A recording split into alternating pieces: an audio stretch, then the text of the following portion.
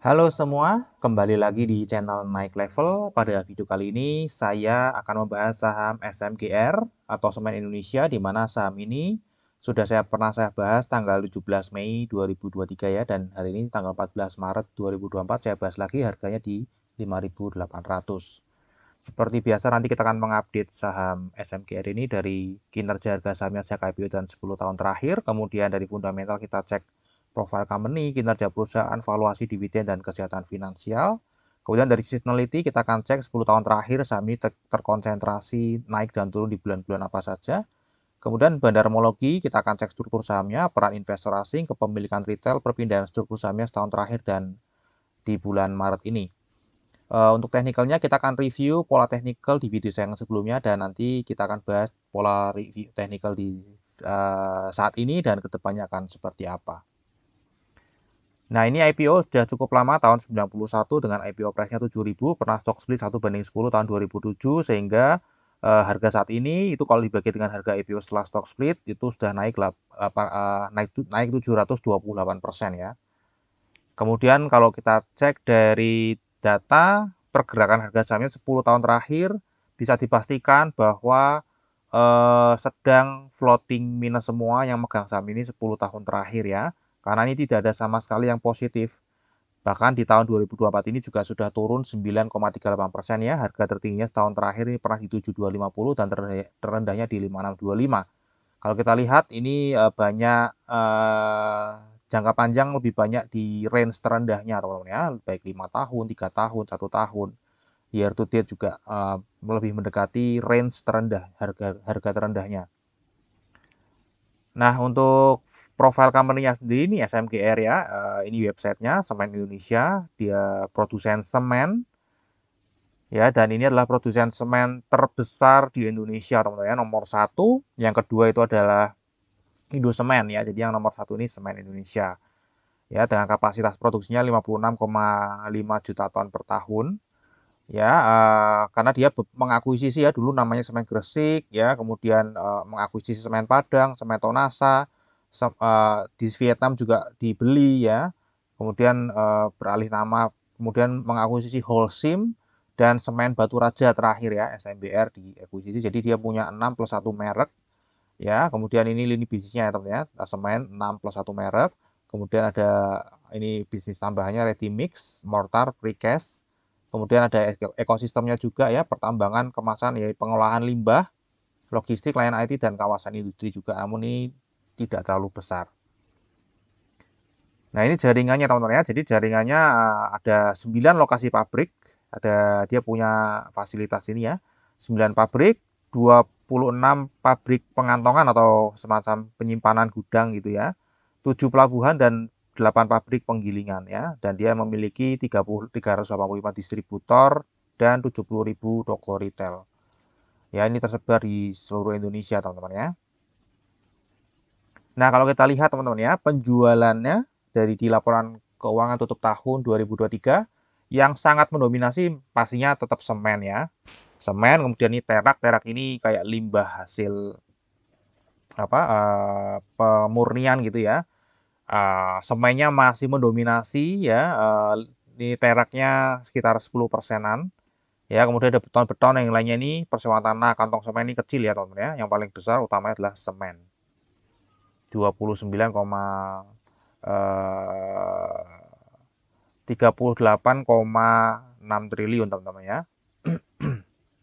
Nah, ini kinerjanya secara jangka panjang dari 2008 kalau ditarik, ini secara pendapatannya tumbuh terus karena memang akuisisi terus ya. Apalagi ini merupakan produsen terbesar di Indonesia, dan nggak cuma produsen terbesar, dia juga market share-nya terbesar. Jadi dia market leader di semen di Indonesia. Ya, jadi naik terus. Namun kalau kita lihat labanya tidak seiring teman-teman ya. Sejak 2015 ya, ini labanya turun teman-teman ya. Labanya turun terus ya teman-teman ya. Ya kalau nggak salah sih karena 2014 itu terpilihnya Bapak Jokowi Dodo ya sebagai presiden, kemudian dia mulai konstruksi ya. Nah, saya nggak ngerti apakah kebijakannya ada kebijakan yang membuat ini turun teman-teman ya. karena lagi gencar-gencarnya untuk pembangunan ya, dan pastinya butuh semen yang banyak. Nah, sejak saat itulah labanya turun ya, labanya turun. Karena ini kan Persero teman-teman, ini BUMN, tentu saja yang mengendalikan juga pemerintah. Ya, kita lihat ya, semakin tinggi di tahun 2023 ini 38.651. Namun kalau kita lihat labanya justru semakin rendah dibandingkan 2022. Nah, kalau kita cek dari struktur pendapatannya teman-teman ya, memang turun terus nih teman-teman ya. Kita lihat ya, dari laba kotornya selalu turun terus ya sejak 2014 nih ya, dari 2013, 14 turun terus ya. Laba usahanya juga sama dan laba bersihnya tentu saja akan mengikuti ya. Teman-teman bayangin ya, dulu 2013 laba bersihnya bisa 21,9% ya. Kemudian sejak 2014 ini mulai turun, turun ya, dari double digit turun ke single digit, dan sekarang single digit terus ya, nggak pernah double digit net laba bersihnya teman-teman ya. Oke, kita lihat secara nominalnya untuk total pendapatannya ini masih naik 6,2% ya. Laba kotornya turun ya, karena kalau kita lihat beban pokok penjualannya naik lebih besar daripada pendapatannya ya. Beban usahanya ini bagus, bisa melakukan efisiensi, namun ya tetap aja laba bersihnya turun ya, jadi 2,3 triliun lah ya, 2,3 triliun teman-teman ya. Nah, kemudian untuk valuasi sahamnya, kalau kita lihat pada saat video ini dibuat, ada di PBV 0,91 ya, di mana terakhir saya membuat video ini dengan judulnya pertama kali saham SMGR ini ada di PBV di bawah 1, dan sekarang malah turun jadi 0,91 teman-teman ya. Ini adalah PBV terendahnya selama 10 tahun terakhir ya. Di mana rata-ratanya biasanya 2 kalinya teman-teman ya. Jadi harga wajarnya kalau kita asumsikan menggunakan PBV ya, harganya sekarang kan 5.800 ya, kali 2 aja. Itu harga biasanya rata-rata diperdagangkan ya. 2014 tadi memang net profitnya sangat tinggi, jadi dihargai sangat tinggi. Nah, seiring dengan net profitnya yang tergerus terus, ya ini lama-lama tambah murah ya. Kemudian kalau kita cek secara pair-nya, ya pair-nya ini juga lebih rendah dibandingkan rata-rata 18, 21 teman-teman ya, dibandingkan 21,1 rata-ratanya. Dan untuk earning yield-nya ini sebenarnya sama dari 2014 ya. Earning yield-nya sama-sama masih di kisaran 5%-an teman-teman ya. Kalau kita lihat ya, ini rata-rata 5%-an teman-teman ya. Nah, jadi SMGR ini dihargai di earning yield kisaran 5% oleh market. Kalau laba bersihnya turun, otomatis harganya akan turun karena dihargainya hanya 5% ya, dan saat ini hanya 5,5% ya. Artinya memang ini harga wajarnya secara earning yield rata-rata. Ya, jadi harga wajarnya memang di sini gitu ya. Nah, apa yang bisa membuat naik kalau berdasarkan earning yield ya, kalau labanya naik seperti kembali ke 2014, nah, otomatis harganya akan mengikuti naik. Tadi PBV-nya kan di 2014 2, earning yield-nya sama-sama 5,8%. Ini 5% ya, lebih rendah namun tidak terlalu jauh. Ya, kira-kira seperti itu. Kalau secara versi naik level ini ya mahal ya, 5,5%. Nah, kalau kita lihat ya, berapa harga wajarnya dengan earning yield 10-15% dengan book value 6.400 ya, ada harga wajarnya dari PBV 0,33 sampai 0,50 ya. Nah, jadi harga saat ini 5.800, ini saya lagi mikir bener nggak ya, kok serendah banget ya 0,33 sampai 0,5, bener ya. Harga saat ini tuh memang lebih mahal teman ya, 80 sampai 170% ya. Ini nggak salah teman ya, bener ya. Ya, karena tadi memang earning yield kecil, cuma 5%, artinya harganya kemahalan 3 kali lipat earning yield ya. Betul. Ya, kemudian kalau kita lihat dari analis ya teman-teman ya, dari analis yang ada di Stockbit, ini saya lampirkan ya. Dari 28 analis itu memberikan rating untuk SMGR 24 buy dan 4 hold. Nggak ada yang sell teman-teman ya, nggak ada yang sell. Ya, dengan rata-rata analis mentargetkan rata-ratanya itu harga SMGR ada di 7.900 atau di 8.000 ya. Jadi ini jauh sekali dibandingkan dengan harga wajarnya versi naik level. Ya, harganya saat ini di 5.800. low-nya 6.700 dan ini sudah menembus harga terendah dibandingkan analis ya, yang mungkin pegangnya hold ya. 6.700 ini sudah lebih rendah daripada itu teman-teman ya. Jadi kira-kira ini hanya untuk pembanding teman-teman ya, untuk pembanding ini dari naik level, ini dari analis ya. Kalau dari versi naik level ini masih kemahalan karena memang performanya masih belum bagus. Oke, untuk dividen ini rutin bagian dividennya bahkan pada saat COVID ya. Dengan yieldnya ya tidak akan lebih besar daripada earning yield. Tadi earning yieldnya kan kira-kira 5% ya. Jadi nggak mungkin dividennya lebih dari 5%. Ya, kalau dia 100% ya berarti sebesar earning yieldnya. Kalau dividennya 100% payout ratio-nya. Ya, ini rata-rata ya 4%-an. Ya, kita lihat untuk estimasi di tahun 2024 nanti ya, prediksinya akan bagi 70% lagi. Ya, jadi dari 224 dibagi dengan harga saat ini 3,8%. Ya, dan kalau kita lihat kas setara kasnya ini sebenarnya SMGRI memiliki kemampuan bayar dividen yang besar ya, 100% aja ini mampu ya teman-teman ya, karena kas setara kasnya itu tadi lebih besar daripada laba bersihnya. Laba bersihnya 3 triliunan teman-teman ya, 3 triliunan, 2, berapa? 2,9 triliun. Sedangkan kasnya ini 6,9 triliun. Jadi sebenarnya dia memiliki kemampuan bayar dividen yang cukup tinggi, tinggal tergantung nanti apakah akan dimintain 100% gitu ya atau enggak ya, tergantung tuh ya teman-teman. Oke, kemudian untuk kesehatan finansialnya kalau kita lihat quick ratio-nya ya ini mungkin sedikit ketat ya. Sedikit ketat, nggak capai 1, kita mesti pantau. Kemudian untuk current ratio-nya ini oke, di atas 1, dan debt to equity ratio-nya secara quarterly ini turun terus ya, bagus. Untuk annualnya juga ya ini sempat naik di 2019, kemudian dia mulai turun lagi ya, kembali ke normal. Ya, jadi ini kebiasaan perusahaan ngutang kita bisa lihat dari sini ya teman-teman ya. Apakah perusahaannya ini memang kalau butuh utang ya hutang, namun habitsnya, kebiasaannya dia tuh apakah suka dengan hutang, kalau enggak kan mesti diturunin terus ya.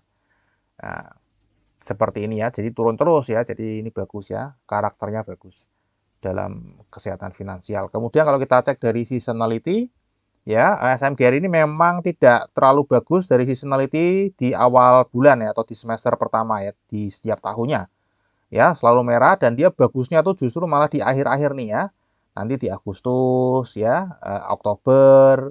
Dan kalau kita lihat dia sejak 2021 turun terus setiap tahun strict ya, nggak pernah nggak turun ya.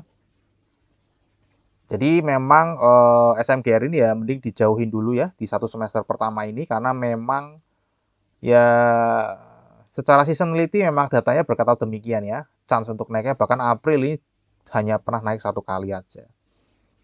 Oke, kemudian kalau kita cek secara bandarmologinya dari komposisi pemegang sahamnya tadi dimiliki oleh pemerintah karena ini BUMN ya. Ini ada komisaris dan direksinya ya, kemudian ada publiknya 48,8%, total lembar sahamnya 6,7 miliar. Untuk peran investor asing di saham ini cukup bagus ya, selalu di atas 30%. Namun kalau kita lihat partisipasinya sih oke ya, korelasinya juga oke di atas 2 ya, 2,3. Nah, kalau kita lihat yang nggak oke adalah dia buang barang terus sejak Oktober. Ya, buang barang terus, kemudian di bulan Maret ini juga sudah buang barang 6,5 juta, dan hari ini dia ada akumulasi teman-teman dan harganya naik. Ya, karena memang secara teknikal mestinya ada rebound ya, ada technical rebound ya, dan ini 2 hari ini belakangan memang ada yang beli ya. Nah, untuk kepemilikan retailnya kalau kita lihat ya, SMGR jumlah ordernya nih bertambah terus tahun terakhir, jumlah lembar sahamnya bertambah, rata-ratanya bertambah, total value-nya bertambah. Kemudian Februari Februari dari Januari tambah juga, lebih banyak bertambahnya ya, karena harganya semakin dalam harganya, semakin banyak investor retail yang mengincar. Ya, kemudian jumlah lembar saham juga bertambah ya. Kita lihat rata-rata setahun terakhir penambahan investornya tuh per orangnya kisaran 100 jutaan. Ya, mestinya lebih dari ini ya, karena ini pengalinya harga saat ini ya. Kalau belinya di harga atas kan mestinya lebih tinggi ya, dari 100 juta.